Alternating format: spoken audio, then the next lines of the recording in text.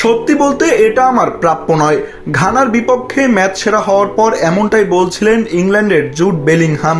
তার মতে গোলশূন্য ড্র হওয়া সেই ম্যাচে সেরা খেলোয়াড়ের স্বীকৃতি পাওয়ার কথা ছিল ঘানার কোনো ডিফেন্ডারের।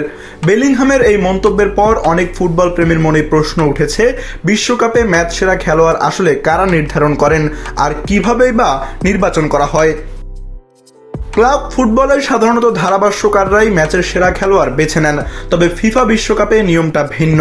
এখানে ধারাভাষ্যকারদের হাতে নেই সেই ক্ষমতা। ম্যাচ সেরা নির্বাচনের দায়িত্ব পুরোপুরি দেওয়া হয়েছে সমর্থকদের হাতে। ফিফার নিয়ম অনুযায়ী ম্যাচের প্রথমার্ধের বাঁশি বাজার পর থেকে খেলা শেষ হওয়া পর্যন্ত ফুটবল প্রেমীরা সরাসরি ভোট দিতে পারেন। ফিফা প্লে জোন অ্যাপ এবং ফিফার অফিসিয়াল ওয়েবসাইটে গিয়ে এই ভোট দেওয়ার সুযোগ থাকে। ফলে মাঠের পারফরমেন্সের পাশাপাশি সমর্থকদের কাছে একজন খেলোয়াড় কতটা জনপ্রিয় সেটিও অনেক সময় এই পুরস্কার নির্ধারণে ভূমিকা রাখে।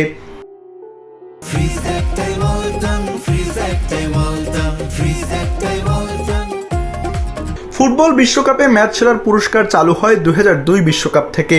সেই আসরে প্রথম ম্যাচ সেরার পুরস্কার জিতেছিলেন সেনেগালের এল হাজ্জি দিউফ।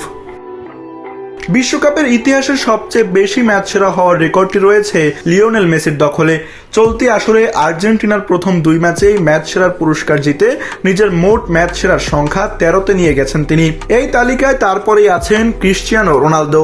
5টি বিশ্বকাপ খেলেও পর্তুগাল মাত্র 2বার শেষ 16 গণ্ডি পেরোতে পারলেও CR7 ম্যাচ সেরা হয়েছেন 7 বার। তাই বিশ্বকাপের ম্যাচ সেরা নির্বাচন শুধু বিশেষজ্ঞদের সিদ্ধান্ত নয়, বরং বিশ্বের কোটি কোটি ফুটবল প্রেমীর ভোটেই নির্ধারিত হয় মাঠের সেই দিনের সেরা তারকা।